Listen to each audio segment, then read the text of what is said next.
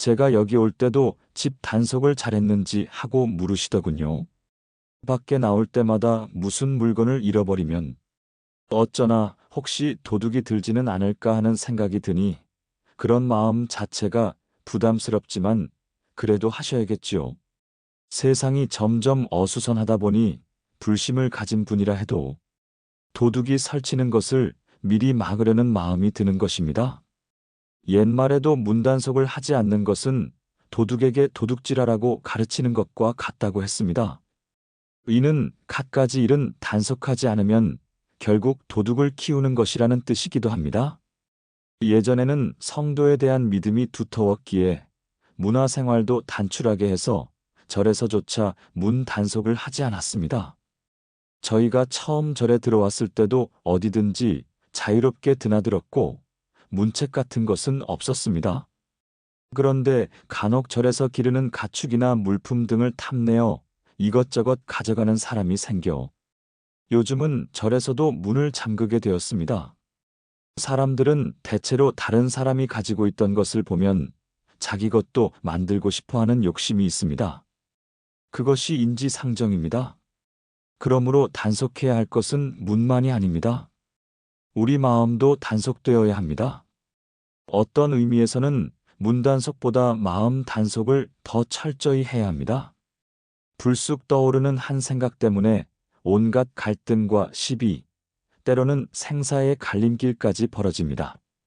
내 마음에서 삐끗 일어나는 단 한 생각이 천당도 만들고 지옥도 만듭니다. 그래서 문단속 못지않게 마음 단속도 반드시 해야 합니다. 누군가 이런 말을 했습니다. 사람이 한 평 남짓한 땅을 얻어 울타리를 치고 이것은 내 것이라고 선언한 날부터 그의 불행이 시작되었다. 우리가 어떤 소유를 가질 때 그것이 물건이든 집이든 가구든 혹은 명예든 그만큼 거기에 얽매이게 되기 때문입니다. 많이 가질수록 더욱 많이 집착합니다. 소유의 대상에 집착함으로써 스스로 그것에 속박되는 것입니다. 예컨대 이사하려고 짐을 챙길 때 가지고 가기는 힘들지만 버리기에는 아까운 물건들이 쌓여 있을 것입니다. 살 때는 필요해서 샀지만 한동안 쓰다 보니 시들해져 있어도 그만, 없어도 그만인 물건들이 지금도 어디엔가 굴러다닙니다. 이는 처음 사들일 때 한 번 더 깊이 생각했더라면 그렇게 부담스러워지지 않았을 텐데 불쑥 충동적으로 구매했기에 생기는 일입니다. 우리는 지금 이 순간에도 지구라는 커다란 행성을 타고 우주 공간을 항해하고 있습니다. 의식하지 못할 뿐 객관적으로 보면 우리는 이 지구라는 별을 타고 광활한 우주 속을 비행 중인 것입니다. 그 거대한 우주선에는 현재 60억을 훌쩍 넘는 승객들이 함께 타고 있습니다. 그러나 많은 사람이 정신을 차리지 못한 채 지나치게 소비하고 함부로 버리고 자원을 낭비하고 허물어뜨리는 바람에 이 지구가 언제 폭발할지 모른다는 것이 문제입니다. 요즘 기상이변을 보십시오. 학자들도 전문가들도 이구동성으로 화석 연료를 너무 많이 사용해 지구가 자정 능력을 잃고 있다고 합니다. 그래서 기상이변이 잦아지고 재난은 갈수록 심각해지고 있습니다. 어떤 학자는 지금 세계는 브레이크가 고장 난 기차가 내리막길을 질주하듯 멈출 수 없이 달려가고 있다고 비유했습니다. 누구나 이 방향이 맞는지 의구심을 품으면서도 안전하게 뛰어내릴 방법을 찾지 못해 불안해하면서 그대로 실려가는 형국입니다. 1960년대까지는 이런 위기를 체감하지 못했지만 1970년대와 1980년대를 거치면서 점차 심각해졌습니다. 이는 미국식 대량 생산, 대량 소비, 대량 폐기의 악순환 탓이 큽니다. 인도나 중국까지 미국식 생활 수준을 누린다면 지구는 결코 버틸 수 없다는 것입니다. 우리가 살아있다는 것은 한 사람 한 사람에게 주어진 행운입니다. 살아오면서 병을 앓거나 죽을 고비를 넘겼을 수도 있습니다. 그런 위기를 거쳐 지금까지 살아왔다는 것은 하나의 행운이지요. 그런데 이 행운이 영원히 지속되는 것은 아닙니다. 그것은 시적이고 한정적입니다. 살면서 꽃이 피고 지는 것, 둥근 달을 보는 것조차 한평생 몇 번이나 될까 싶습니다. 여름 내내 비가 와 달을 못 보다가 날이 갠 뒤 오랜만에 본 영롱한 달이 얼마나 반갑게 느껴지는지 모릅니다. 사실 달과 별을 본다는 것은 사소한 일이 아닙니다. 한 끼 밥을 굶더라도 달과 별을 감상할 수 있다면 그것이 큰 자산입니다. 밤하늘의 아름다움과 신비를 통해 낮 동안의 닳고 상한 우리의 정신이 회복되기 때문입니다. 다시 말하지만 지금 이 순간 우리가 살아있다는 사실이야말로 감사할 일입니다. 이 한때의 행운을 함부로 낭비해서는 안 됩니다. 현재 사회를 소비사회라고 합니다. 도시마다 대형 쇼핑몰들이 들어서니 예전처럼 구멍가게가 잘 안 됩니다. 소비사회는 늘 새 것을 찾아 쓰도록 부추기는데 사람들은 조금 기능이 개선된 제품이 나오면 이미 갖고 있던 것을 내버려 두고도 새 것을 사지 않고는 못 beg입니다. 한정된 자원은 그렇게 심각하게 낭비되고 있습니다. 사람을 진정한 부자로 만드는 것은 돈이나 물건, 집이나 자동차가 아니라 그가 지닌 마음입니다. 부모에게 물려받은 막대한 유산도 지키지 못해 하루아침에 탕진하는 사례도 많습니다.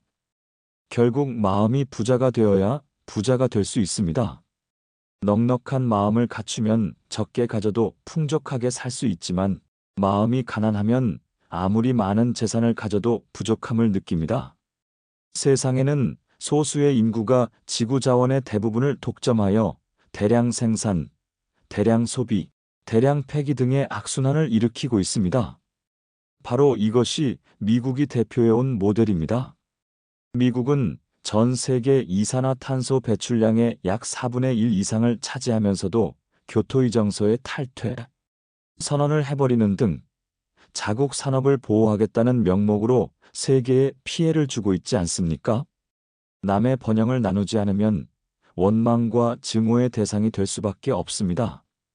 한편으로 세계 평화와 인류 복지를 위해 앞장서는 양심적 미국인들도 많지만 그런 목소리가 무시되곤 합니다. 국가 간에도 분쟁이 커집니다. 개인의 원과 원한은 그 원한을 풀어내지 않는 한 결코 해소되지 않습니다. 법구경에서도 원한은 원한으로서 결코 풀리지 않는다. 오직 원을 내려놓을 때만 풀린다고 했습니다. 간디도 눈에는 눈식으로 대응하면 세상은 다 장님만 남게 된다고 말했습니다. 폭력으로 테러를 막는다고 해서 문제는 해결되지 않습니다. 그들조차 살 수 있는 길을 마련해 주어야 평화가 깃듭니다. 한편 자본주의 경제 시스템은 본질적으로 재생 불가능한 자원을 끊임없이 고갈시키며 생태계를 오염시킵니다. 각 지역의 토착 문화가 대량 생산, 대량 소비 체제에서 해체되고 파괴되기도 합니다. 사회적 약자의 노동력 착취와 인권 침해도 내재된 문제입니다. 거기에 신자유주의 세계화가 더해지면 무역 자유와 시장, 경제라는 이름 아래 제국주의적 지배력이 더 강화됩니다. 그 결과를 우려한 농민들이 세계 무대에서 극단적 선택을 하는 일도 벌어졌습니다. 사람들은 모두 부자가 되고 싶어 하면서 분수를 모르고 만족할 줄 모릅니다. 더 크고 더 높고 더 많은 것에 대한 욕망이 끌고 가는 것입니다. 그런데 정말 많이 가질수록 더 행복해질까요? 집안을 돌아보시면 당장 없어서 못 산 것은 아니지만 막상 손에 넣고 보니 그리 행복하지 않다는 예가 적지 않습니다. 충동적인 소비로 인한 물건들은 잠깐 좋은 듯해도 그뿐입니다. 생활 필수품이 아닌 것은 대부분 비슷합니다. 무엇이든 하나로 만족할 줄 알아야 한다고 늘 말합니다. 하나를 갖고서 만족하지 못하면 둘, 셋을 가져도 끝없이 갈망하게 됩니다. 주부들이 시장에 갈 때 배가 고프면 이것도 사고 저것도 사야지 하지만 배를 든든히 채운 뒤에는 꼭 필요한 것만 차분히 살펴보고 구매합니다. 또 더 많이 가졌다고 해서 늘 행복한 것도 아닙니다. 오히려 고마움과 살뜰함이 많아야 진정 풍요로워집니다. 지나간 시절, 연탄 몇 장이나 쌀 몇 말로도 행복하던 때가 있었습니다. 지금은 훨씬 더 여유로워졌어도 고마운 줄 모르고 불평만 하는 사람이 있습니다. 돈이나 재물이 인간이 해야 할 일까지 대신해주면 인간은 자기 존재의 의미를 잃어버립니다. 거듭 말씀드리지만 사람을 부자로 만드는 것은 돈이나 물건이 아니라 그 사람의 마음임을 명심해야 합니다. 부자가 되고 싶지 않다는 사람도 어쩌면 이미 마음이 넉넉하기에 가능한 일입니다. 적게 가져도 넉넉하게 사는 사람은 스스로 강하다고 볼 수 있습니다. 불필요한 물건을 갖지 않고 꼭 필요한 것만 갖겠다는 생활 신조를 지닌 사람은 절제의 미덕을 갖춥니다. 스스로 욕망과 욕구를 억제할 줄 아는 것이지요. 그들은 밖으로 드러내어 과시하기보다는 안으로 맑고 소중하게 간직하며 누릴 줄 압니다.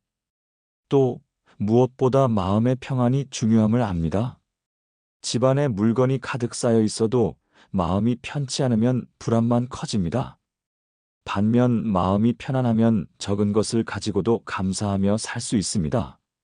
이처럼 절제의 미덕을 배우려면 우선 적은 것에 만족하고 감사하며 사는 생활 기술을 익혀야 합니다.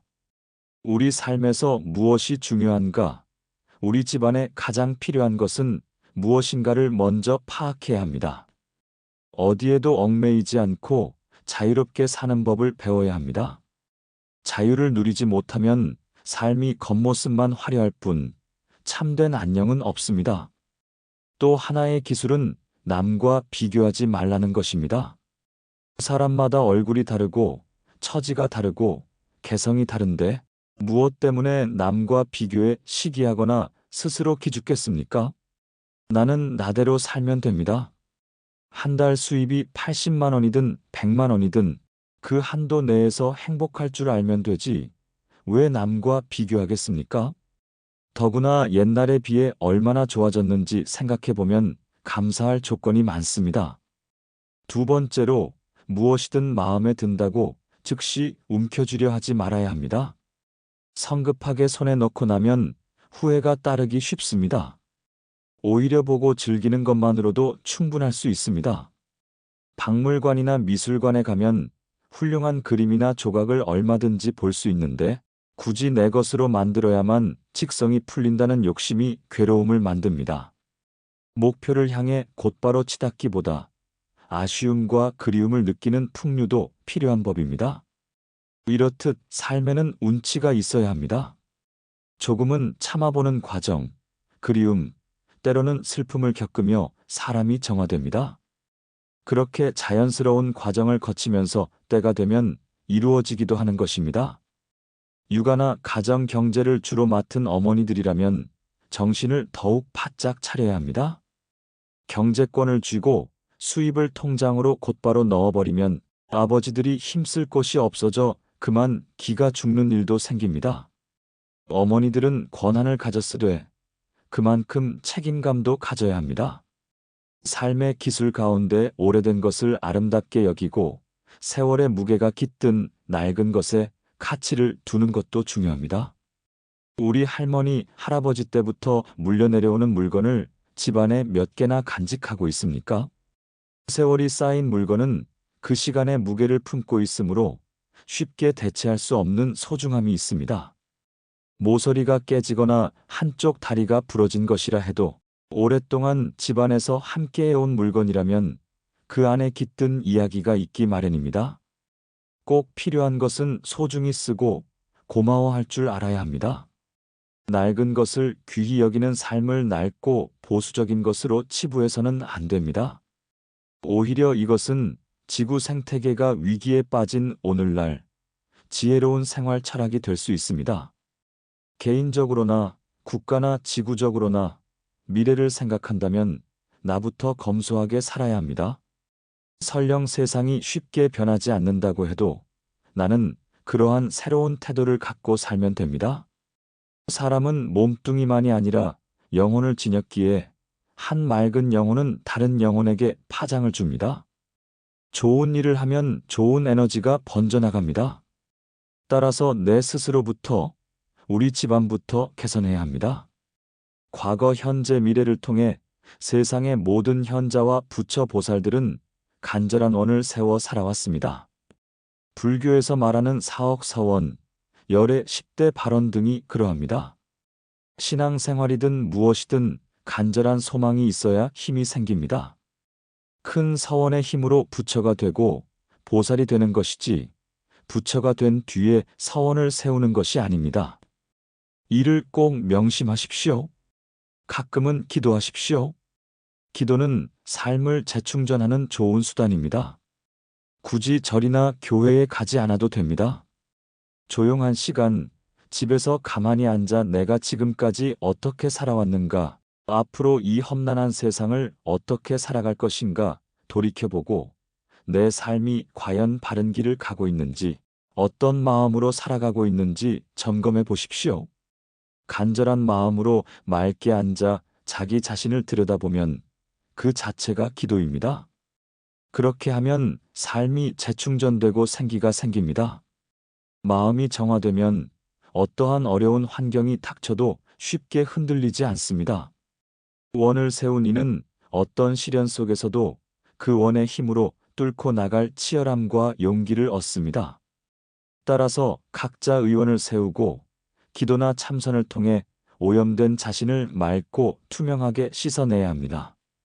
추상적 관념적인 바람이 아니라 구체적인 서원을 세워야 합니다. 이를 통해 인간의 참길로 한 걸음씩 나아가게 됩니다. 모든 성인의 가르침을 크게 보면 두 가지로 요약할 수 있습니다. 첫째, 남을 도우라는 것입니다. 남은 곧 또 다른 나이며 나의 이웃입니다. 우리는 지금까지 얼마나 많은 사람의 도움으로 살아왔는지 모릅니다. 그렇다면 이제 우리 차례로 누군가를 도와야 합니다. 불교에서 보시를 가장 우선의 바라밀로 삼는 것도 나눔을 중요하게 여기기 때문입니다. 나눔은 물질만이 아니라 말 한마디, 작은 배려 한 번도 포함됩니다. 둘째, 남을 도울 수 없으면 적어도 해를 끼치지는 말라는 것입니다. 남을 도우면 주는 사람도 받는 사람도 함께 충만해집니다. 우리는 받고 사는 것보다 주는 것이 마음을 더 뿌듯하게 한다는 사실을 알 수 있습니다. 거기에 남을 기쁘게 하려는 마음이 더해지면 주는 행위 자체가 기쁨입니다. 하루에도 몇 차례 거울을 들여다보며 머리를 다듬고 옷매무새를 챙기듯 정작 내 속얼굴을 들여다볼 일은 드뭅니다. 거울 속에 비치는 외모만이 전부가 아닙니다. 이제부터 거울을 볼 때 겉얼굴만이 아니라 내면의 얼굴도 살펴볼 수 있어야 합니다. 문단속을 하듯 마음 단속도 게을리해서는 안 됩니다. 내가 인생을 순간순간 어떻게 맞이하고 있는지 반성해야 합니다.